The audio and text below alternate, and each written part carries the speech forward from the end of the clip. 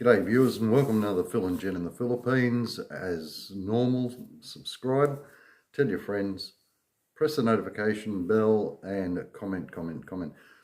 The subject of today's video is something I've covered briefly before in another video, but it's probably one of the questions I get asked about a hell of a lot, and it's something that's worth talking about, and that's age gaps. I've noticed in conversation here in Australia, even since I've been back, it's one of the first questions that are asked in mixed company. And it's usually the females at the table that turn around and say, oh, what's the difference in age between you and your wife, etc., etc. And I know what they're alluding to. And then we get involved in a conversation. And what occurs is basically speeches that they make, rather accusing speeches, about... or at least intimations that I'm taking advantage, or the people that actually travel to the Philippines take advantage of the ladies and this type of thing. And the undercurrent of disgust is almost palpable. But, you know, you guys out there, I know I'm probably talking to the converted, but it's something I thought long and hard about. And the fact of the matter is, it is a lot of comment through, I think, jealousy, which I spoke about once before with a lot of Western women. You know, the women that we usually end up with are small, petite, attractive, feminine ladies. Forget about the age at this particular point in time. And you know, the majority of them are province girls. What people don't understand and are so quick to criticise in the West about relationships we as expats have with ladies from the Philippines and other countries in Asia, is they immediately assume because of our age that we're taking advantage of younger women. Now, I'm not going to sit here and suggest I think it's a formulation for success for a 70-year-old guy to be courting and taking out a 22-year-old girl. It could be successful, but it just doesn't ring true for me. I think that there's advantage taken on both sides, and if you're up to it, if you're a spring chicken and you want to go that way, and she seems happy about it, well, power to you. But for long-term relationships, I think a reasonable age gap is acceptable, once remembering that, you know, the human brain doesn't even mature until it's about 27, 28. So let's assume there's a 20, 25-year age gap, and of course younger. Older and a closer age gap. But let's assume the one that seems to be upsetting people the most when they observe expats with younger women is you know, an age difference of 20 years plus. Now, I say it's usually out of a position of ignorance because they obviously don't know these women. A completely different social setup they're used to. A completely different social background. Obviously, poverty is one thing, or a hard life. Let's say a hard life. You can be poor and still have a belly full and still have a loving family and whatever, but life in the provinces in the Philippines is hard. And I can understand where a young person who is now exposed to the West via the internet and communications of that type, YouTube and TikTok, and they view the West as a Disneyland, a fairyland where opportunity is in abundance and whatever. And of course they want to get there. And they I think, to a certain degree, they make a decision that they're willing to sacrifice certain things, the Prince Charming, and even if they could find a Prince Charming in the Philippines, it's not going to change their lives to any great degree. So a lot of them, the ultimate goal is to travel overseas. I admit that. It doesn't mean that they're conspiring to get over there and run off. Most of these women are very loyal. A lot of women there are quite happy to stay in the Philippines and have their lives elevated by a Western guy. And good on them. You know, a lot of you guys that are living in the Philippines are married to Filipinas and are hysterically happy. My biggest complaint with people when you get involved in conversations in the West, and even since I've been back, that little intimation is always there. that somehow I've taken advantage of somebody because of the age difference. If they only knew that Filipino ladies at a very young age are like, well, world-wise, worldly to say the least. They know exactly what they're doing.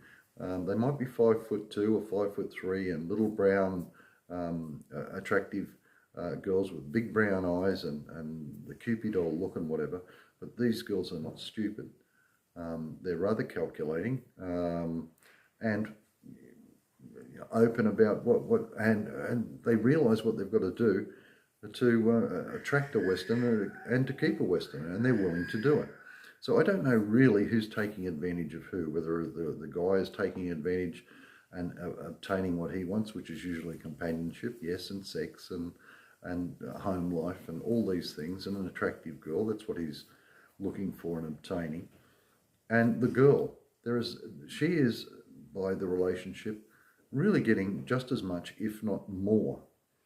And the other thing is too that a lot of guys expect to go over there and that don't have experience and think, oh well, I won't pick up a farm girl, and I want to pick up some young career woman, probably in Davao or Manila or Cebu and whatever. Let me tell you that in my experience, the majority of these young, attractive, well-educated, well-employed girls really aren't attracted to Western men. Filipinas are attracted to Filipinos and whatever.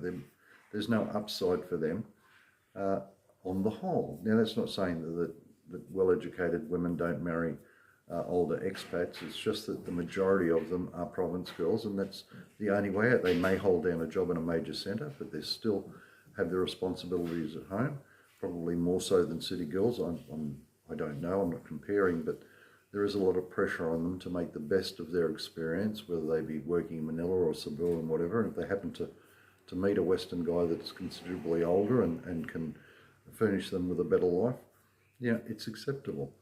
The other thing is too that what people don't realise is this, I suppose, this social stigma is only a relatively recent thing. Historically, older men have always, in positions of power, and remember, because we have a certain amount of money, or at least an income, it is perceived that we are of a standing in the Philippines that is desirable. And historically, desirable men are men that can take care of their wives and take care of the financial interests and raise children and alleviate suffering and protect and this type of thing. And that's what we can do. The age is irrelevant. And the girls outweigh physical beauty and whatever for those securities in a very insecure world.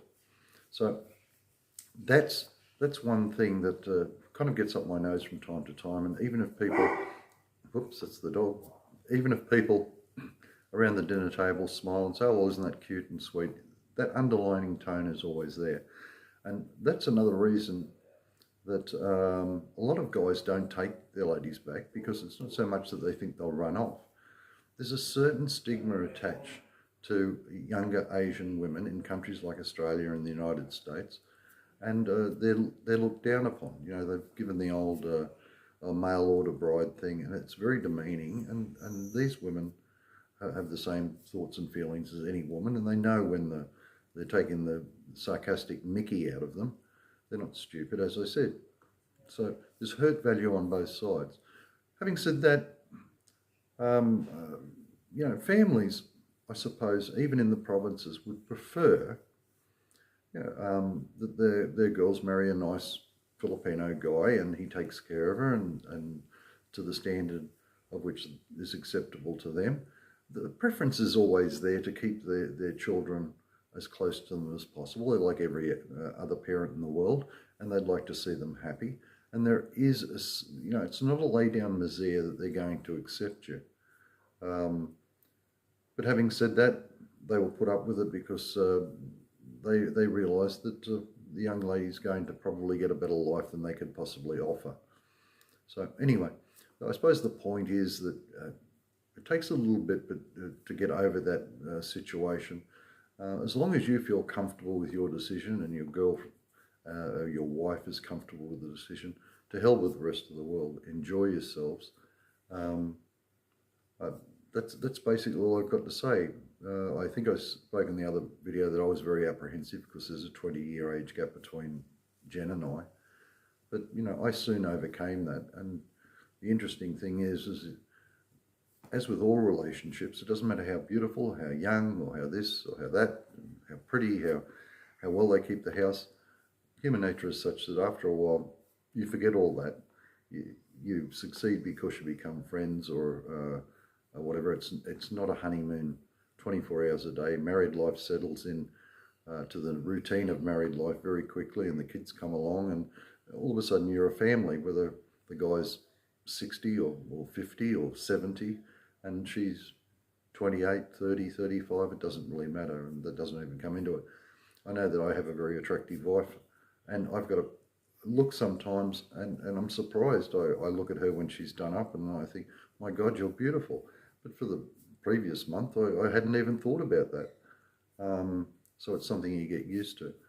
I think too that the only time you ever think about it is when someone else brings it up. But anyway, I'm going on.